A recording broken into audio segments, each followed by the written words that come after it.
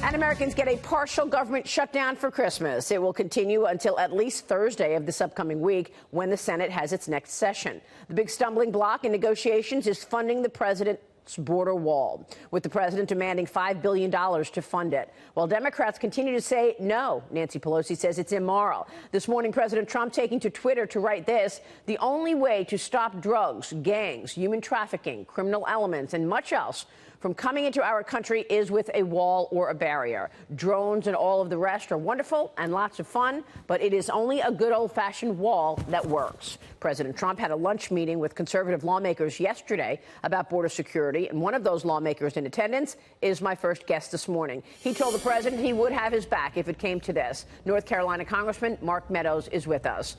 Joining us for an exclusive interview this morning is a member of the House Oversight and Government Reform Committee and the chairman of the House Freedom Caucus. Mr. Chairman, it's good to have you on the program this morning. Thanks so much for joining us. Maria, great to be with you. Thanks so much. First, give us a status check. Where are we in terms of these negotiations, Congressman? What are the sticking points now? Well, I think the sticking point is really that Nancy Pelosi is driving most of this negotiation. You would think it would be Chuck Schumer, but I can tell you, based on conversations I've had as recent as this morning, it seems like Nancy Pelosi is actually the leader, the minority leader in the Senate. And so they've come at an impasse. This is all about trying to make sure that Donald Trump does not secure the border. And it's really more out of their dislike for this president than really about the communities that they are really should be upholding to make sure that they're safe. Well, I think this is a really important point that you're making, because this is supposed to be about border security. And the Democrats always say we are for border securities, and yet we haven't seen any votes yes on ending sanctuary cities, on voting for Kate's law, on the border wall. So I mean, there's the only other one thing you could think about what this means, and they just don't want the president to fulfill another campaign promise. Well, you're exactly right, Maria. And I think the other part of that is every single Democrat will come on and say that they're for border security. They are, except for one problem. Their vote does not match their rhetoric. And so, we're looking for compromise. I can tell you I was with the president and his team yesterday. I saw Mick Mulvaney earlier this morning. They're looking for ways to make sure that we can get this done. Hopefully we will. But I can tell you it seems like the Democrats have dug in and are trying to make sure that this shutdown lasts a lot longer than it should. Well, I mean, you're looking at next week when the Senate resumes on the 27th. But what if it does? How are you going to get them to agree on the 27th to come up with the money for the border wall? I mean, what happens if this goes into January? Don't you have a worse off situation once the Democrats take the majority in the new Congress? Well, without a doubt, when the Democrats are in control of the House, certainly the 217 Republicans that voted with the president just a few days ago will be in the minority. But I think, it's all about having options. We spend billions of dollars. Maria, maybe this is a solution. We spend billions of dollars every year in improper payments. So maybe Senator Schumer would go with me and say anything that we recover that we can spend on the wall. That's one option that he wouldn't even have to appropriate. There are a number of options that wouldn't cost the American taxpayer money and yet would secure our border. I think cooler heads need to prevail. Well, what are you negotiating at now in terms of numbers? The president said $5 billion. Is he willing to accept under $3 billion? What's the neighborhood that's being discussed right now? Well, obviously, it's anywhere from $1.6 billion to $5 billion. I can tell you that there are a number of conservatives who believe that the $5 billion was already a concession. When you look at $25 billion to build a wall, we're already the president's already come down to $5 billion. But yeah, there's room in there. There were conversations. Senator Graham, I was with him last night. He was talking to some of his Democrat colleagues, trying to find a compromise. But really, what we've found is we've found a wall. It's on the Democrat side because they're not willing to do anything, and yet it's just not a position that's defensible. Well, what about the language being used? I mean, Nancy Pelosi said a wall is immoral. Chuck Schumer said you're not going to get a wall next week, next month, next year. You're not going to get a wall. So now the language is changing to what? Steel slats? I mean, they don't want to call it what you're actually coming up with money for? Well, the president heard that loud and clear. He actually rolled out a different type of barrier, a steel slat barrier, or we call them SSBs. But yet, you know, you've got Nancy Pelosi, you've got Senator Schumer and others who voted for 700 miles of fencing. If they want to go ahead and appropriate the money for the other 350 miles that they didn't build on that 2006 legislation that they passed, we'll help them with that. You know, this is not about what we call it. This is about what it is. And we need border security.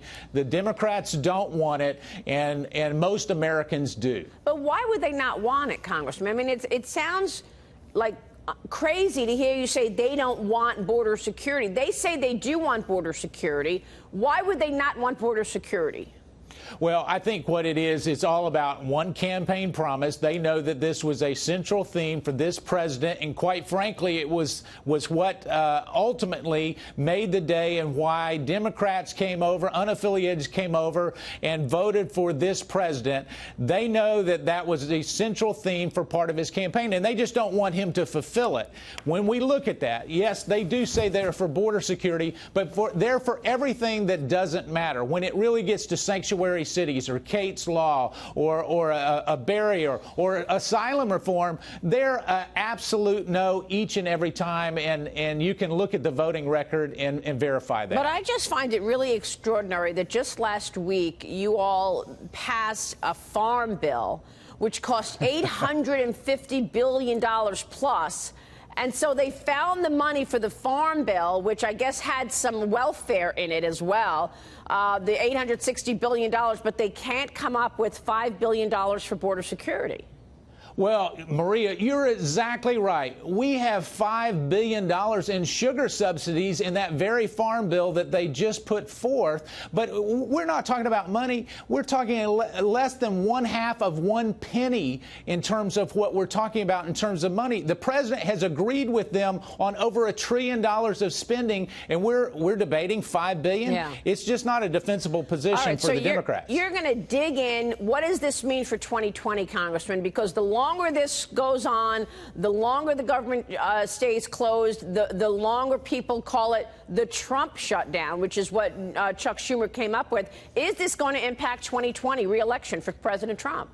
Well, it'll impact President Trump if he doesn't keep his campaign promises. I can tell you this, that when we're looking at this, we're there at the White House yesterday. The president was trying to make sure that it had minimal impact on federal employees, minimal impact on the American people, and say, how can we manage this in such a way that we stay firm and resolved, but that it doesn't have the negative implications. And actually, you're already starting to see this. You'll get all kinds of narratives out there, but this president is committed to making sure that American citizens are first in his mind, and he keeps his campaign promise. Real quick before you go, I've got to ask you the status of your investigation into the FBI and the DOJ. We know that once your colleagues get in there in the majority next year, these investigations are dead. Are we going to see any accountability for what took place during the 2016 election, where a couple of people from the FBI and the DOJ tried to stop Donald Trump in any ways that they could have? Well, you've got John Ratcliffe coming on later. He's been very, very good on this particular issue. You've been very good on this issue. I can tell you that we're going to continue to do that. The Democrats are going to do away with any official hearings, but that doesn't stop members of Congress from conducting oversight. We'll continue to do that and make sure that people are held accountable. Quite frankly, there's so much there that the American people need transparency, and I think when that happens, it'll be good medicine for everybody. Well, you've got the president's ear. Would you encourage the president to declassify those documents so the American people understand what took place? I have, and I will. And you know, listen, the president's typical default is on transparency. He believes that we ought to let the American people see it because he knows what he's done and what he hadn't done. And I do think that we will see declassified documents in the weeks and months to come. All right, we will talk more about that with Congressman John Ratcliffe coming up, who's on the Judiciary Committee. Sir, it's good to see you this morning. We'll be watching the developments. Thanks so much, Mr. Chairman. Thank you, Maria.